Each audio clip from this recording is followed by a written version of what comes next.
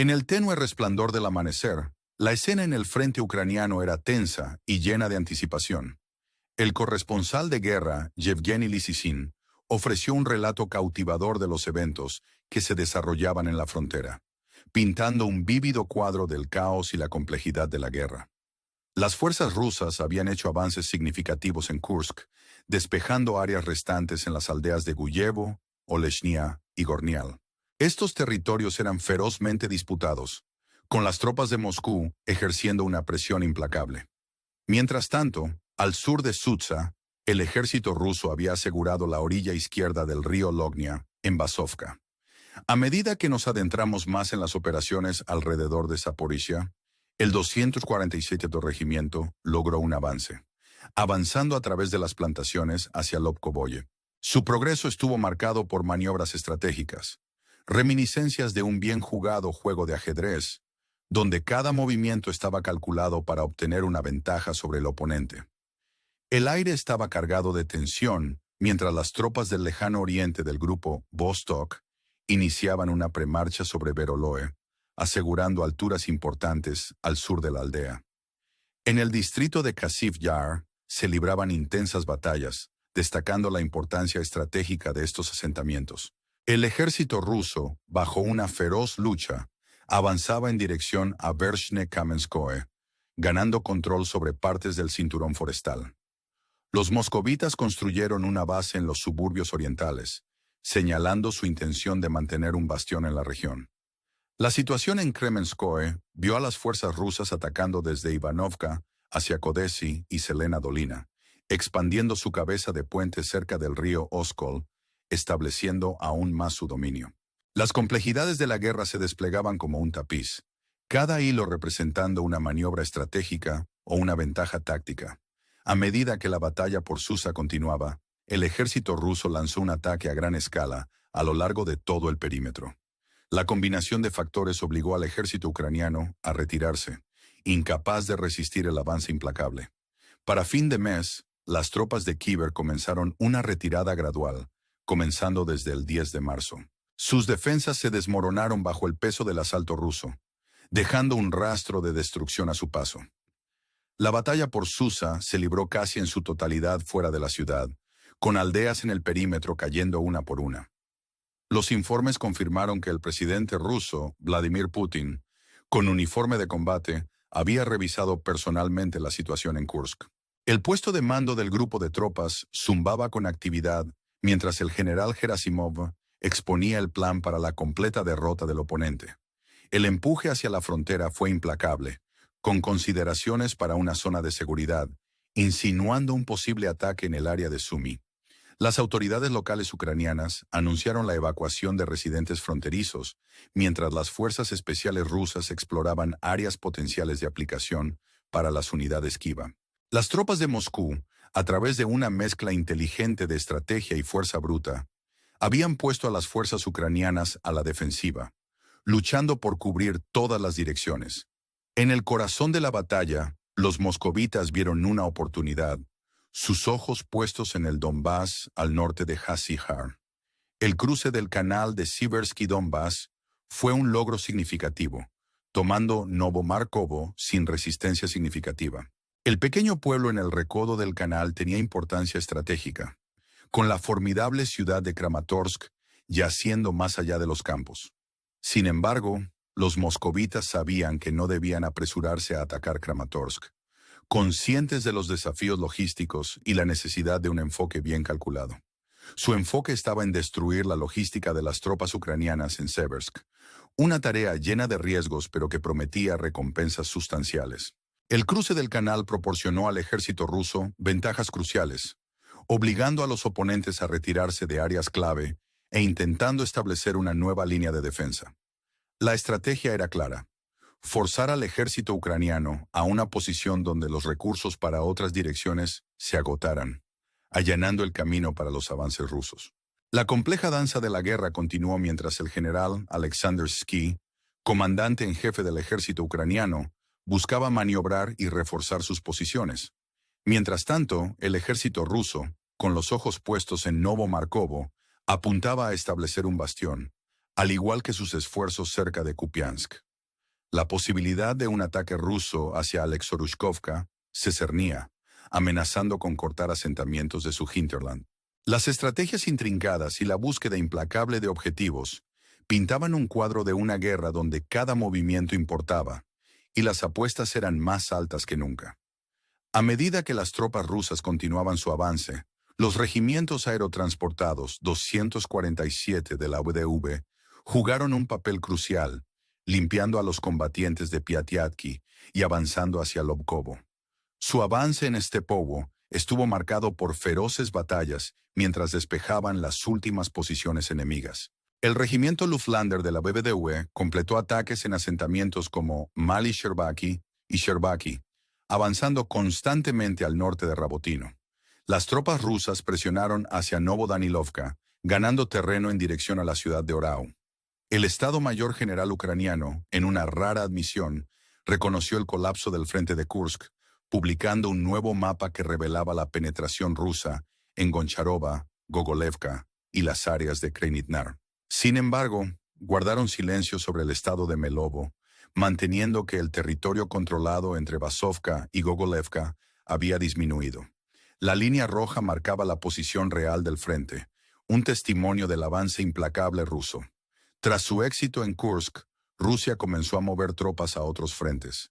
Se estimaba que el ejército ucraniano mantenía menos de 60 kilómetros cuadrados en comparación con los 1.000 kilómetros cuadrados originales controlados por las fuerzas rusas. La tarea de limpiar el entorno de Susa y el centro de la ciudad era enorme, con informes continuos de tropas moscovitas siendo reposicionadas hacia Pokrovsk. La especulación abundaba de que un ataque a Pokrovsk podría ser inminente, añadiendo otra capa de complejidad al conflicto en curso. En medio del caos, la situación en el frente de Pokrovsk seguía siendo desafiante, con ataques y contraataques continuando por ambos lados. Las actividades del ejército ruso en el frente de Zaporizhia insinuaban nuevas ofensivas, potencialmente apuntando a áreas al norte del río Oskil. Los moscovitas parecían ver a través de las tácticas ucranianas, cautelosos de cualquier oferta de alto el fuego que pudiera permitir a las tropas de Kiev reagruparse y rearmarse.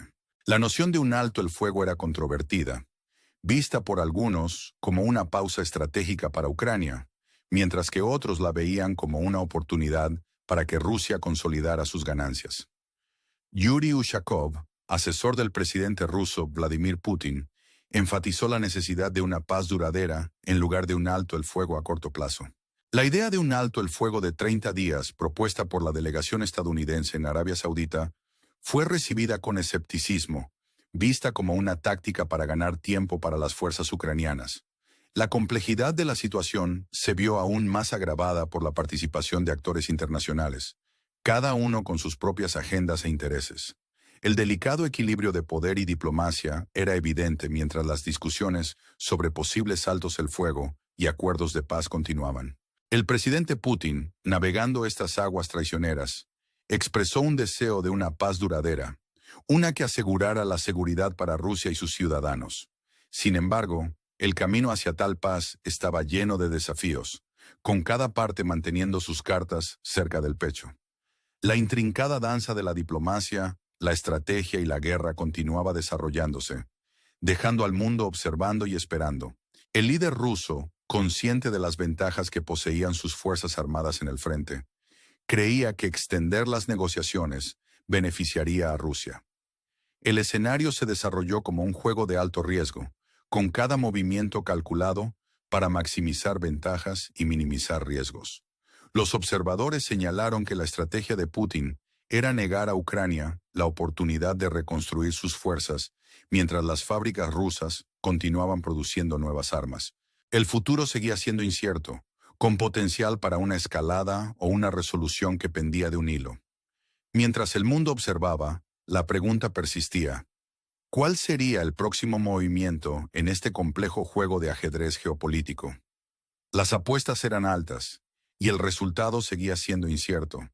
Pero una cosa estaba clara: el mundo estaba mirando, esperando el próximo capítulo en este drama en desarrollo. En la sombra de estos eventos en desarrollo, la estrategia militar rusa parecía ser una de paciencia calculada, esperando el momento oportuno para atacar mientras mantenía la presión sobre las fuerzas ucranianas. Este enfoque recordaba a un jugador de ajedrez experimentado, anticipando movimientos varios pasos adelante, siempre listo para adaptarse a la dinámica cambiante del campo de batalla. El ejército ruso, habiendo asegurado posiciones estratégicas, estaba listo para explotar cualquier debilidad en las defensas ucranianas, manteniendo un ritmo implacable que dejaba poco margen para el error. Mientras tanto, las fuerzas ucranianas se encontraban en una posición precaria, tratando de mantener la línea contra un adversario formidable. Los desafíos que enfrentaban eran inmensos, mientras lidiaban tanto con la amenaza inmediata de los avances rusos, como con las implicaciones más amplias para su soberanía nacional. El conflicto se había convertido en una prueba de resistencia y resiliencia, con cada lado compitiendo por obtener la ventaja en una batalla que era tanto sobre guerra psicológica como sobre poderío militar. La moral de las tropas en ambos lados era un factor crítico, moldeando el curso de los enfrentamientos e influyendo en las decisiones tomadas por sus comandantes. La niebla de la guerra envolvía el campo de batalla, oscureciendo las verdaderas intenciones de cada lado y dejando espacio para la especulación y la conjetura. Mientras el mundo observaba, la situación en Ucrania se convirtió en un punto focal para las discusiones internacionales, con líderes de todo el mundo opinando sobre los posibles resultados y sus implicaciones para la seguridad global. Las apuestas eran altas, y el potencial para una escalada era grande, lo que provocaba llamados a soluciones diplomáticas y resoluciones pacíficas. Sin embargo, encontrar un terreno común resultó ser esquivo, ya que posiciones profundamente arraigadas y agravios históricos complicaban los esfuerzos por negociar la paz. La compleja interacción de intereses geopolíticos agregó otra capa de complejidad a una situación ya volátil, con cada parte buscando proteger sus propios intereses mientras navegaba el delicado baile de la diplomacia. El desafío residía en encontrar un camino hacia adelante que abordara las preocupaciones de todas las partes involucradas, asegurando una paz sostenible que perdurara más allá del conflicto inmediato. Esta no era una tarea fácil, requiriendo una negociación hábil y una disposición para comprometerse por todos lados. El camino hacia la paz estaba lleno de obstáculos, pero las recompensas potenciales eran significativas, ofreciendo esperanza para un futuro libre del espectro de la guerra. Mientras tanto, la realidad sobre el terreno seguía siendo dura, con el desgaste diario del conflicto cobrando su precio tanto en soldados como en civiles. El costo humano del conflicto era inmenso, con vidas interrumpidas y comunidades desgarradas por los estragos de la guerra. Las historias de aquellos afectados hablaban de la resiliencia del espíritu humano, mientras individuos y familias se adaptaban a las duras realidades de la vida en una zona de conflicto. Sus experiencias servían como un recordatorio conmovedor de la necesidad urgente de una resolución, una que permitiera la curación y la reconstrucción en el periodo posterior al conflicto. El espíritu perdurable de aquellos que vivían a través del conflicto era un testimonio de su fuerza y determinación, proporcionando inspiración y esperanza para un futuro más brillante. A medida que los eventos continuaban desarrollándose, el mundo observaba con la respiración contenida, esperando señales de un avance que pondría fin a la violencia y allanaría el camino para una paz duradera. El camino estaba lejos de haber terminado, pero el potencial para el cambio permanecía, ofreciendo un rayo de esperanza en medio de la oscuridad.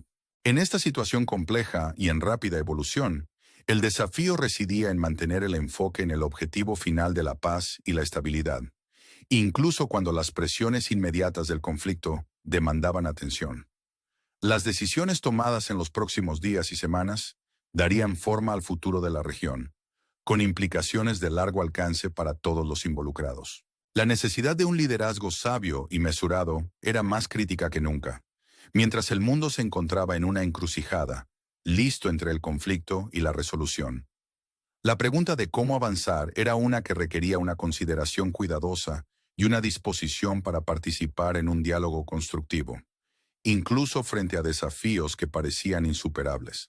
Mientras la narrativa continuaba desarrollándose, el mundo observaba con una mezcla de esperanza y aprensión, consciente de que el resultado de este conflicto reverberaría mucho más allá de las fronteras de Ucrania. El potencial para una resolución permanecía, ofreciendo un rayo de esperanza de que se podría lograr la paz. Pero el camino adelante estaba lleno de desafíos e incertidumbres. El mundo esperaba, deseando una resolución que pondría fin al sufrimiento y allanaría el camino para un futuro más brillante y pacífico. Las apuestas eran altas y las recompensas potenciales eran significativas, pero el camino adelante era cualquier cosa menos seguro. En medio de esta incertidumbre, la resiliencia y la determinación de aquellos que vivían a través del conflicto proporcionaban un faro de esperanza, un recordatorio del indomable espíritu humano y la capacidad de renovación y reconstrucción frente a la adversidad. A medida que el conflicto se desarrollaba en el escenario global, el mundo observaba y esperaba, deseando una resolución que pondría fin a la violencia y allanaría el camino para una paz duradera. El potencial para el cambio permanecía, ofreciendo un rayo de esperanza en medio de la oscuridad, pero el camino adelante estaba lleno de desafíos e incertidumbres. El mundo se encontraba en una encrucijada, listo entre el conflicto y la resolución, y las decisiones tomadas en los próximos días y semanas darían forma al futuro de la región y del mundo durante años por venir. El viaje estaba lejos de haber terminado, pero el potencial para el cambio permanecía, ofreciendo esperanza para un futuro más brillante, libre del espectro de la guerra. Mientras la narrativa continuaba desarrollándose, el mundo observaba con la respiración contenida, esperando señales de un avance que pondría fin a la violencia y allanaría el camino para una paz duradera. El desafío residía en mantener el enfoque en el objetivo final de la paz y la estabilidad, incluso cuando las presiones inmediatas del conflicto demandaban atención. El mundo esperaba, deseando una resolución que pondría fin al sufrimiento y allanaría el camino para un futuro más brillante y pacífico.